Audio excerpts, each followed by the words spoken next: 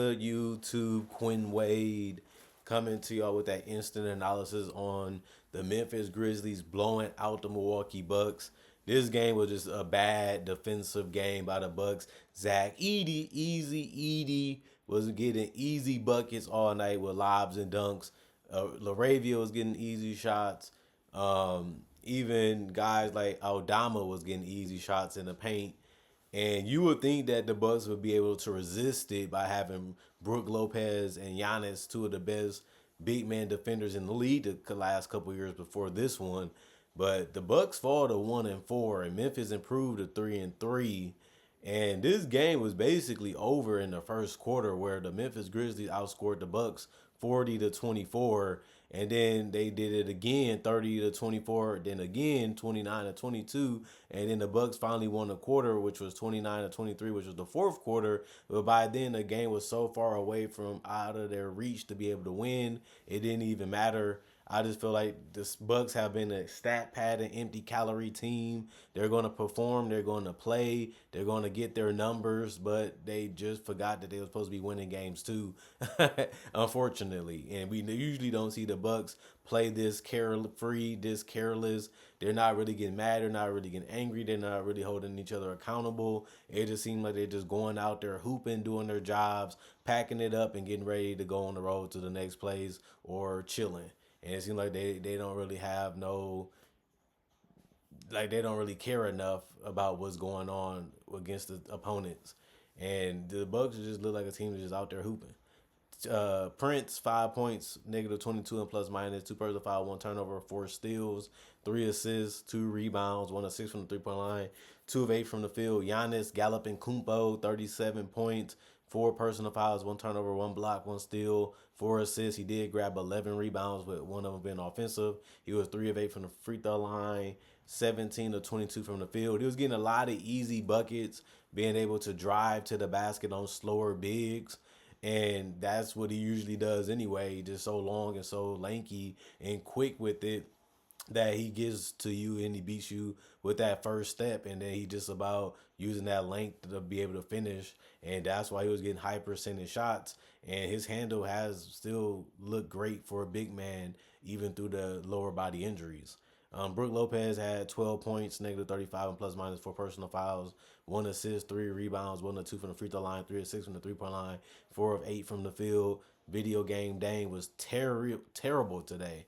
1 of 12 from the field, 0 of 6 from the 3 point line. He did shoot 2 of 2 from the free throw line. He did have six assists and two rebounds. One of those offensive, one steal, one turnover, three personal fouls, -29 plus minus 4 points. And Trent, he shot 12 shots, but he only made four of them. And he shot seven threes and missed all of them. 101 from the free throw line, two rebounds, one steal, one personal foul, -29, 23 and plus minus 9 points. Bobby Portis did come off the bench and get double figures, 11 points, -17 and plus minus, two personal fouls, one turnover, one steal, seven rebounds, five of them was offensive, 1 of 5 from three, 5 of 14 from the field.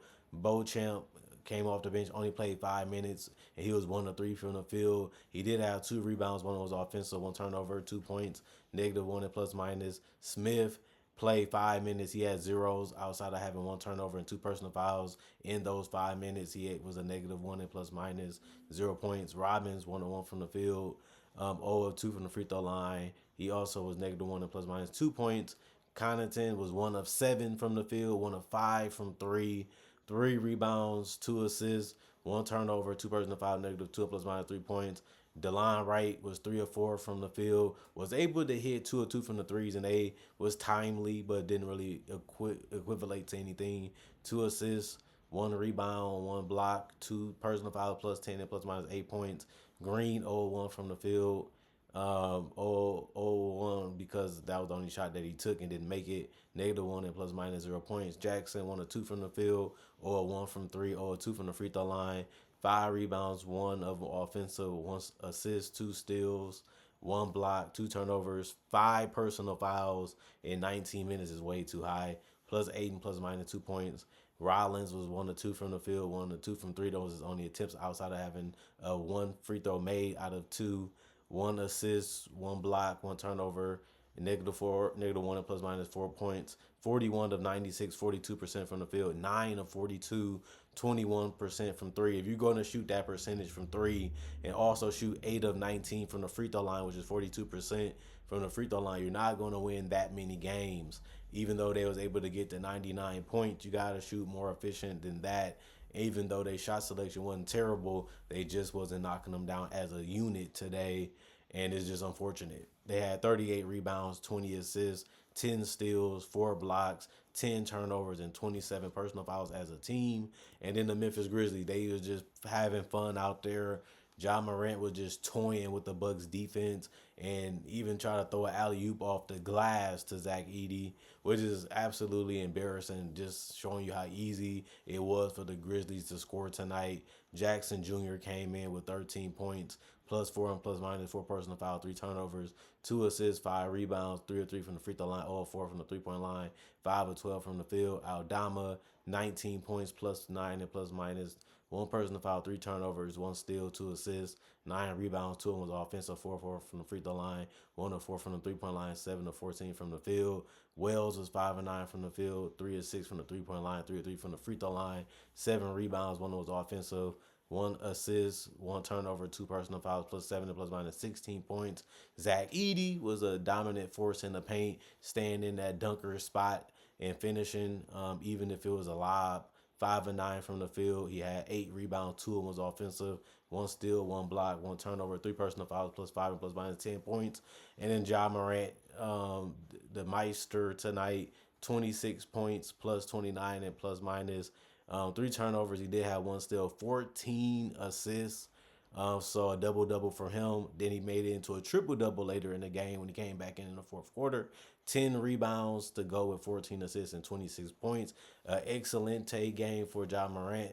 One of those rebounds was offensive, by the way. He was 6 of 7 from the free throw line.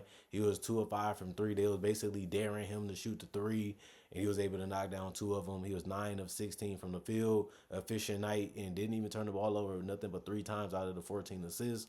Clark was getting a lot of floaters to go, 7 points, +18 and plus minus 1 personal foul, 2 assists, 2 rebounds, 1 of 1 from the free throw line, 3 of 3 from the field.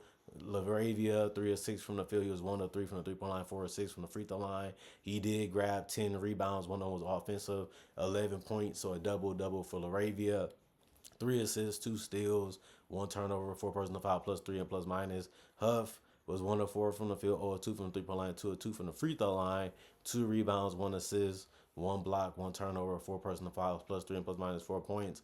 Castleton, zeros across the board, -1 and plus minus. Scottie Pippen Jr., 5 of 8 from the field, 1 of 3 from the three-point line, 5 of 5 from the free throw line, 3 rebounds, 1 assist, 1 steal, 3 turnovers, 2 personal fouls, +9 and plus minus 16 points. And number 17, don't want to butcher his name. He played 3 minutes. He was 0-1 from the field. That was his only field goal was a 3, and he didn't make it. +2 and plus minus 0 points. They shot 43%, 43 of 82, 52% from the field, 8 of 28, 28% from the three-point line, and 28 of 31, 90% from the free throw. So they was able to get high percentage shots, and they was able to convert on those mostly throughout the game. And if they didn't, they was able to attack the Bucks enough to get to the free throw line, and they was able to knock them down. But not only that, they out-rebounded them 56-38. That was a huge reason that they lost too. They couldn't score a lot efficiently, and they wasn't rebounding their misses, and they was turning it into transition, or they were turning it into semi-transition, or they were just attacking them just by being quicker and faster with the handles and creating separation, and the Bucks just couldn't stay in front of them and stay disciplined tonight. They also had 26 assists, 6 steals, 3 blocks, 16 turnovers, and 21 personal fouls. And they scored 122 points to the Bucks 99. And the Grizzlies got a must-needed victory as they're trying to be a contender in the Western Conference. They had no Bane, and other guys was out too, and they still didn't make an excuse. They ended up getting the job done, and it was able to make the game fun and was able to make an easy victory. They locked this game up early, and put the Bucks in the straight jacket for the most part, and basically determine what shots they was going to get and what shots they wasn't going to get. And if you can control the game like that and make sure they don't take anything high percentage or make sure they don't get in their groove, you have a chance to coast to victory, which the Memphis Grizzlies ended up doing, which is really no surprise because they usually beat the Bucks all the time anyway during a regular season. So it's not really something that I was expecting not to happen. But the Bucks had some advantages coming in tonight, and it's just going to be interesting to see what the Bucks are going to do because they just don't look great offensively. They don't look like they're communicating defensively. They don't really have a way to get better. They don't have a trade that they can make to get better. Maybe this team, had a lot of hype because Dame is just that good because he's a top 75 player of all time. But the guy is hit or miss, and he's not a great defender.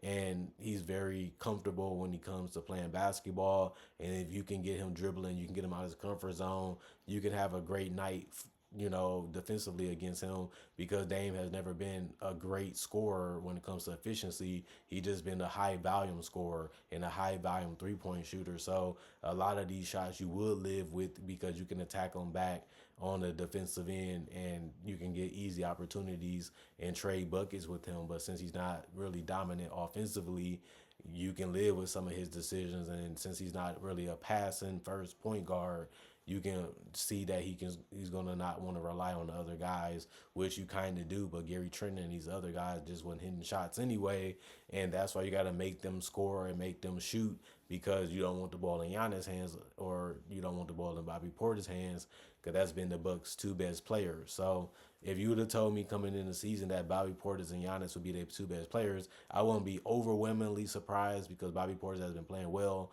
the last 3 years. But I will also say it's supposed to be Dame. It's supposed to be Dame and Giannis and Middleton. That's their big three. One of them is out still. One of them hasn't really had the dominant season that's needed to be in that conversation. Like we thought he would be, as a watcher and observer of the trade and seeing how it has worked out for the Bucks is one of them trades where they went all in on a guy that they thought can get them to the next level or fix some of their core issues, which is floor spacing and shooting in clutch time.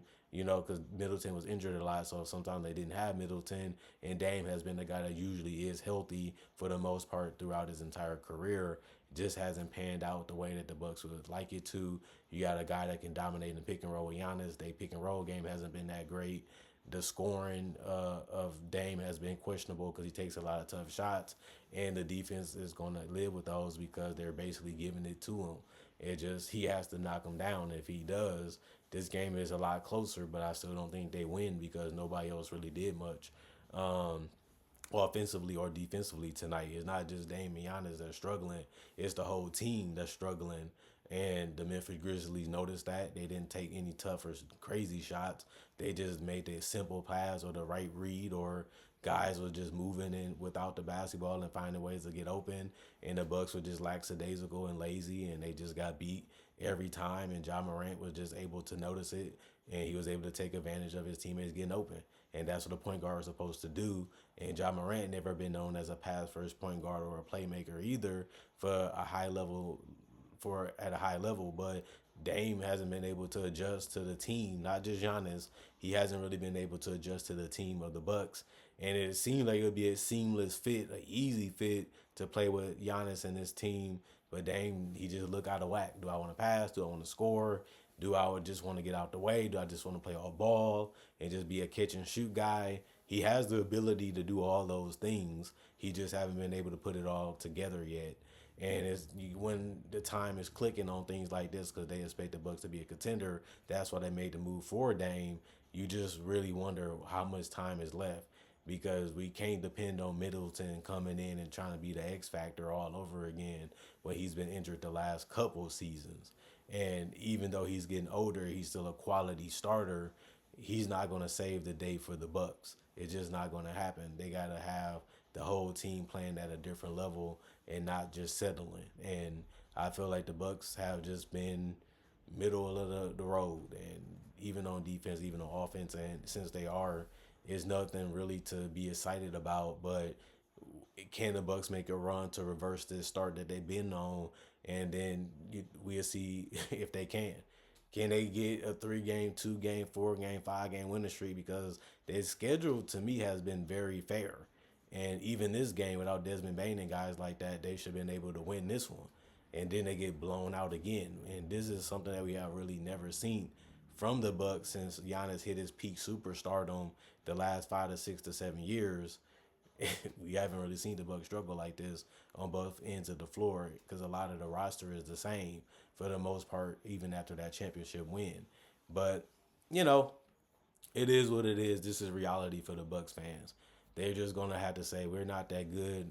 We're not what we thought we were gonna be, and it's unfortunate that they have to deal with a team that has enough talent to compete with anybody on paper. They just don't fit and play well together on and off the court so far, and that's something that has to change, before the trade deadline happens. Comment, like, subscribe, share, hit the notification bell for more analysis. And if you're new to the channel, I do breakdowns of legends, current players, current rookies, and variety of conversation topic videos like this. So if you like this type of content, I will say subscribe and hit the notification bell. Also, if you've already been on the channel, just a reminder, I make videos throughout the day, throughout the year, daily, so much throughout the day, and also yearly and monthly. So always check on the channel just in case you missed something because you was busy or something came up and you wanted to watch the video. This is just a reminder. Go back throughout the day whenever you can and check out the video. Thanks for liking. Thanks for sharing. Thanks for clicking. Even if you clicked on and clicked off, I appreciate anybody that's taking a chance on the channel because most people that watch my videos for the first time love them and they want to be a part of the subscriptions or be part of a fan channel like this is. And I appreciate everybody that continues to support the channel any type of way. Thanks for watching. Thanks for enjoying. Thanks for appreciating the videos and the content. And all I can say is I'll be back hopefully later today.